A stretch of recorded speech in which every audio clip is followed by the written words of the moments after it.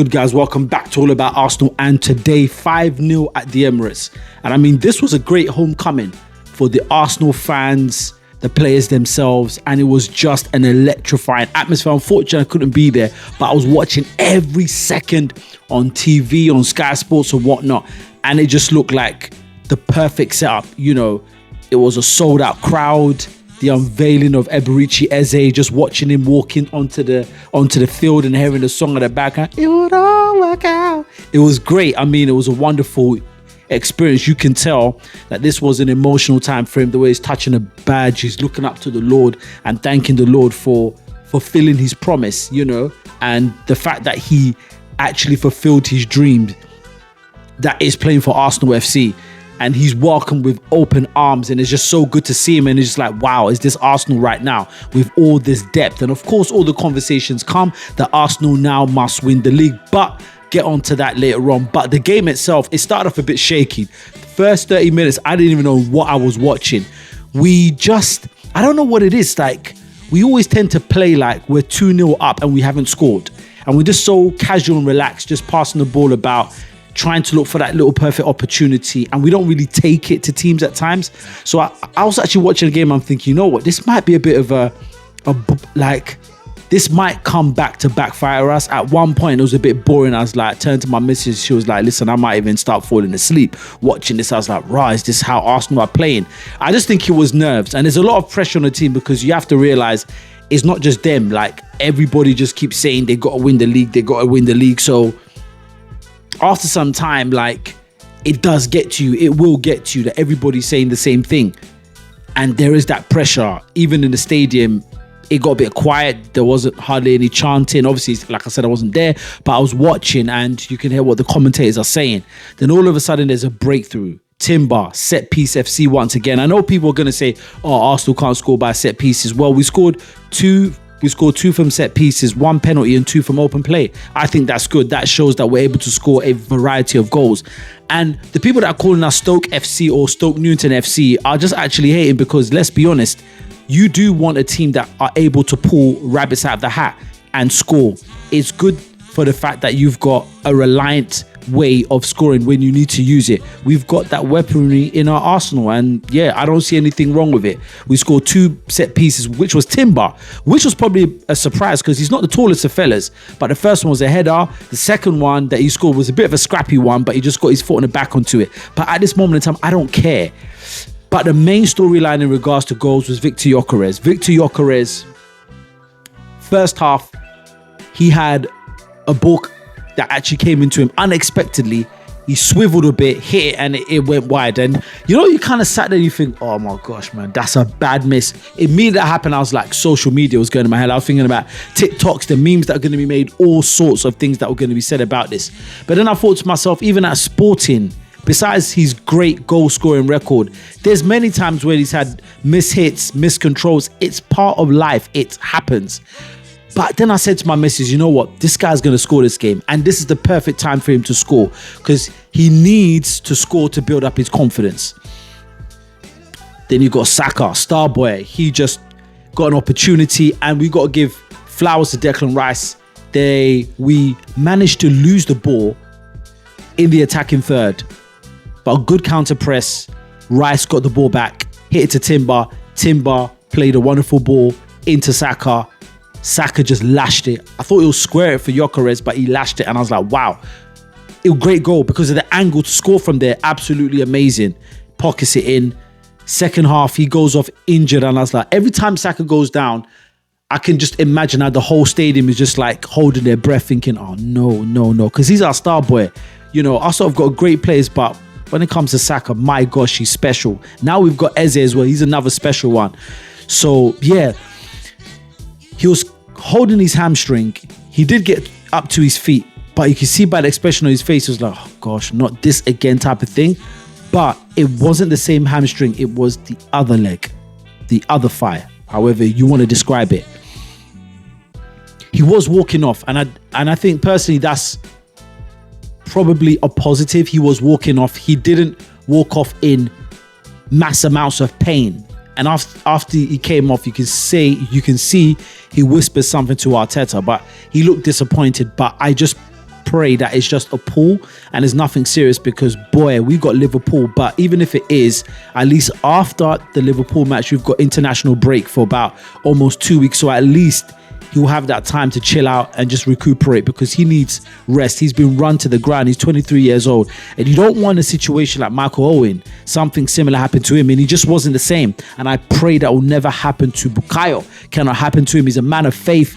And I'm sure, everybody's praying for him and praying that it will not be a serious thing for him, because he's needed. But just besides that, he's got so much to give in his career. And I think that probably goes into the conversation about how young players, young talents in the Premier League are being managed and being handled. Because if you run them down to the ground, this is likely what might happen. So in saying that, all eyes will now fixate onto Max Dowman, hoping the same thing doesn't happen to him. He had a wonderful debut at the Emirates. He won the penalty, and Victor Gyökeres, back to Victor Gyökeres, he scored his penalty. And I'm happy for Gyökeres, genuinely very happy for Gyökeres. So today was a bittersweet, but for Gyökeres, it was good for him to get off to the start. He had a bit of a blunder at Old Trafford. He didn't have a good start, and you can imagine everybody was happy. My enemies were cheering. Gyökeres, you spent so much money on him. Yeah, he's probably not aesthetically pleasing to the eye. Sometimes some people might say he looks kind of overweight. No, he's just muscular. He's just big. That's his stature. But you can see he's strong, he's powerful. And I'm so happy he got the goal. And his first goal was amazing. He actually received on the left, and that's how he likes to play. And this is why I'm excited for Eze, because that means that you've got somebody that can possibly complement the way he plays and his style of play. He likes to drift out to the left. There was a wonderful ball that was lofted to him from Calafiori. He picks it up, he runs to the touchline, gets past one player, cuts inside, past two, hits it, drives it down in a low corner. Brilliant goal. And it was a solo effort. And like I said, I'm so happy for him, because you can tell this guy was under the cosh. And how can you tell that he's under the cosh? When he scored a penalty, which was beautifully taken. And it's a good thing that he's now the penalty taker. And I guess he probably will be, because he needs to get his goal tally up. And I don't care how he gets on the board, in as much he's scoring them. Some people might say, oh, it's just penalties. Penalties are hard to score. It's a dead ball. It's not easy. So the fact that he scored it, I'm happy. He's got that pressure off him. And a second goal, which was the penalty, after when he scored it, he goes straight to the camera and starts flicking his hair. And that's only in reference to what they were saying in social media last week, that he had more touches of his hair than on the ball. So obviously players are reading stuff. It gets to them, but it didn't get to him. He was determined and he scored his 2 goals. So that he's got a 100% record, 2 goals in 2 games. Can't go wrong. So he's off to a good start, and I'm happy for him. Now I think we're going to start seeing the best of Gyökeres now, especially with Eze in the team. He's now got through that awkward moment where everybody's questioning the price tag, 60 odd something million. Is this guy actually really, really worth it? And I think when players have such a big price tag on their heads, it brings a lot of unnecessary pressure. But he's proved he's a goal scorer, and today he did it. And the fact that he actually took that solo effort, I was so happy he did it. I love Kai Havertz in regards to what he does. But the first goal that Gyökeres scored, I don't see Kai Havertz, trying to drive past 3 players and drive it in. That's the determination that Gyökeres has. For me, highlights today, also Max Dowman, seeing that young boy, 15 years old, a child still, on the pitch, playing with Mandem and not being phased. Obviously, at the start, he was a little bit nervous, and you would. It's your debut in the Premier League at the Emirates. You're bound to get a bit of nerves. So, a few things here and there, but he settled into the game, and he was doing what he normally does, just drifting past players, literally walking past, and he wins the penalty, like I said, and Gyökeres does the business. Martin Odegaard, I think he had a better performance in the first half. He went down, clutching his shoulder. He played for another 20 minutes and just had to pack it in. And I think now I'm happy that they're doing that, because we now have depth, which was another plus. When Saka came off, Madueke switched straight to the right, and Madueke had a better game. He had probably about 10 minutes on the right, but as soon as he was on the right, you could see what he can do. But after 10 minutes, he was taken off by Arteta. That's because of Anfield. And because we know that we don't know what's going to happen with Saka, we're going to need Noni fit on that right-hand side. And he did better on the right-hand side. He just looked more comfortable, and he was beating his man easily on that right-hand side. On the left, I don't think that's his favoured position. So Eze coming in, I believe he's going to start on that left-hand side, drift into central positions, and he's going to cook. So I was really happy about the depth today. So even when Odegaard came off, Ethan came on. So it's like, wow, okay, cool. Arsenal can actually say, okay, a player's injured. Arsenal can bring on another good quality player, something we couldn't do last season. You can see how they managed Timber. I was so happy. Timber wasn't running to the ground. They're able to sub him for Mosquera. Mosquera now came on. Skelly came on for Calafiori. And I'm like, wow, Arsenal are better at managing their players. That's where we needed the depth. We know that Calafiori had injury issues. We know that Timber had injury issues. So I like the way they're managing it. And I believe they have to keep doing the same thing, especially for Saka now. Even if it means that throughout this whole season, he only plays one half of the game. I'm happy. And some of the cup matches, he sits out until we get to the latter stages of competition, actually play him, because he needs to be managed well. He does need to be wrapped in cotton wool, because he's somebody you cannot damage his career. Like, you think of Saka, he's the star boy, he's the poster boy of Arsenal Football Club. But all in all, it was a good day. I mean, it was a mixture of emotions, seeing Eze come out so happy and thinking, wow, like, I still can't believe it to think that on one pitch you can have Eze, Odegaard, Saka, Rice, and Zubimendi and Gyökeres.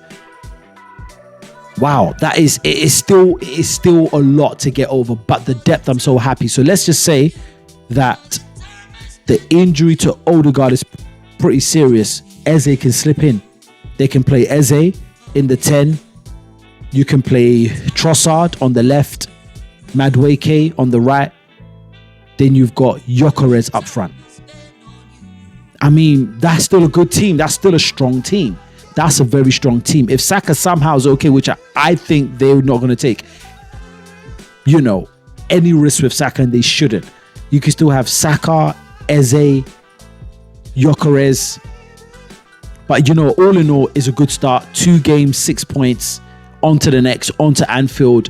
And that game on Monday, boy, that game is going to have pepper soup. Because the way Newcastle are going to be pumped up. The likes of Joe Linton, Bruno Gyökeres. Oh my gosh. Those guys are Hack Central. It's going to be Hack Central. Like, limbs are going to be flying off. Because there is bad blood.